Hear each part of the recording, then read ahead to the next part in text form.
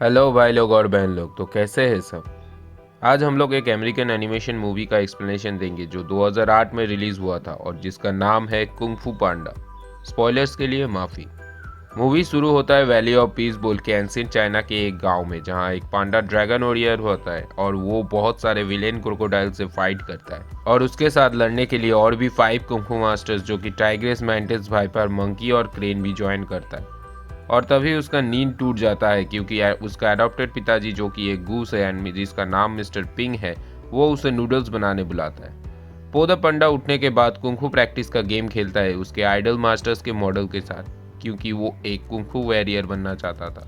पर उसका एक नेबर उसको देखने लगता है एंड पो शर्मा के गिर पड़ता है और नीचे आ जाता है अपने पापा के दुकान पे, जहाँ वो झूठ झूठ में लेट होने का रीज़न देता है। उसका पापा पूछने पे वो बोलता है कि वो नूडल्स का सपना देख रहा था और उसका पापा एक्साइटेड हो जाता है कि ये एक निशानी है जिसका मीनिंग है कि उसको नूडल्स का दुकान संभालने का टाइम आ गया है। उधर विलेज का एरेना जिसका नाम जेड पैलेस है, वहाँ मास्टर सीफू अपने 5 मास्टर्स को ट्रेनिंग कर रहा होता है जब उसको एक मैसेंजर आके बोलता है कि उसे मास्टर उगुए बुला रहा है। जैसे ही मास्टर सीफू उसके पास पहुंचता है तब वो बताता है कि सीफू का पुराना स्टूडेंट टाई लुंग वापस आ रहा है ड्रैगन स्क्रॉल को लेने। सीफू डर के एक इन्फॉर्मर गुस द वेंग के द्वारा मैसेज भेजता है कि प्रिजनर को डबल सिक्योरिटी किया जाए एंड वो एक टूर्नामेंट भी आयोजन करता है ड्रैगन वॉरियर सिलेक्ट करने के लिए अपने 5 स्टूडेंट्स के अंदर।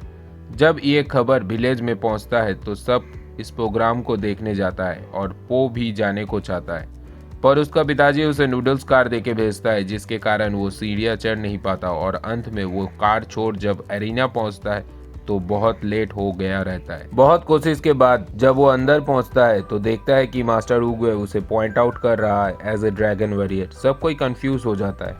उधर वेंग प्रिजन पहुंचता है और सिक्योरिटी और टाइट करने बोलता है, लेकिन वार्डन राइनो मिस्टर कोचिर उसे एक पीठ के ऊपर मारता है जिससे एक फेदर नीचे गिर जाता है और कमांडर उसे लेके ताई लूंग का सिक्योरिटी चेक करवाने जाता है। मास्टर सिपू खुद को दोषी मानने लगता है कि ऐसा गलती हुआ है और पो को रात के अंदर एरिना छोड़ जाने को मजबूर करता है वो एक टफ ट्रेनिंग द्वारा, लेकिन पो नहीं जाता है।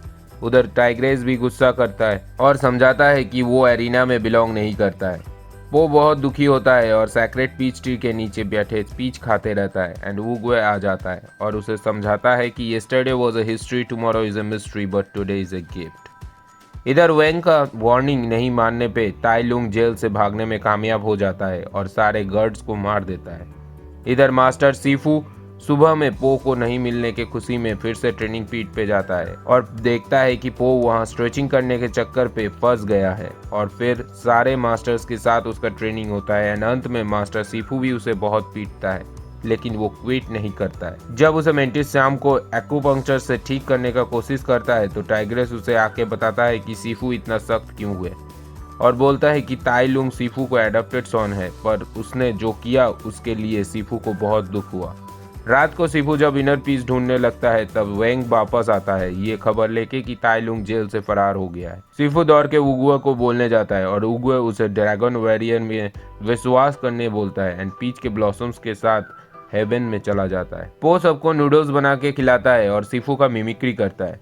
जब सीफू वहां आ जाता है और सबको ताई लुंग का न्यूज़ देता है और बोलता है कि उगुए भी नहीं रहे और पो ही इन सब को रोक सकता है, पर उसके पास पो को ट्रेनिंग करने का कोई तरीका नहीं है। टाइग्रेस ये सब देखता है और खुद ही ताइलुंग को रोकने चला जाता है बाकी मास्टर्स के साथ। इधर सीफू देखता है कि पो को खाने के लिए कुछ भी करवाया जा सकता है तो वो खाना को सामने रख के पो को ट्रेनिंग देता है और वो अच्छी तरह से ट्रेंड हो जाता है एंड फिर जब वो एरिना वापस आता है तो बाकी 4 मास्टर्स क्रेन वापस लेके आता है जो कि ताइलुंग से हार चुका था और उसके नर्व अटैक से बेहोश हो गया था। तभी सिबू पो को ड्रैगन स्क्रॉल देने को जाता है जो ताइलुंग लेने के लिए आ रहा है और पो उसमें बस अपना फोटो देखता है और कुछ भी लिखा नहीं रहता है। सब कोई चौंक जाता है और सैड भी हो जाता है एंड सीफू सबको बोलता है कि विलेज खाली करवाने एंड सीफू इस सिर्फ एरिना में रहेगा उसे रोकने के लिए।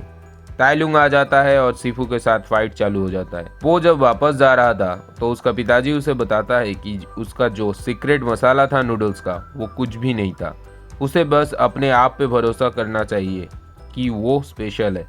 पो को ड्रैगन स्क्रॉल का मतलब समझ में आ जाता है और वो पैलेस की ओर दौड़ने लगता है। सीफू ताइलुंग से हारने लगता है और उससे अपनी किए का माफ़ी मांगता है क्योंकि वो नहीं समझ पाया कि ताइलुंग जेलसी के लिए इतना बुरा बन जाएगा। फिर पो वहाँ पहुँचता है और ताइलुंग को छेड़ने लगता है और ताइलुंग उसका मिस्टीरियस पावर्स के आगे हार जाता है। लास्ट में पो को नर्व अटैक का कोई भी असर नहीं होता, लेकिन पो उसे मिस्टीरियस उसी फिंगर होल्ड से हरा देता है और फिर सारे गांव वाले उसे बहुत प्रेस करते हैं।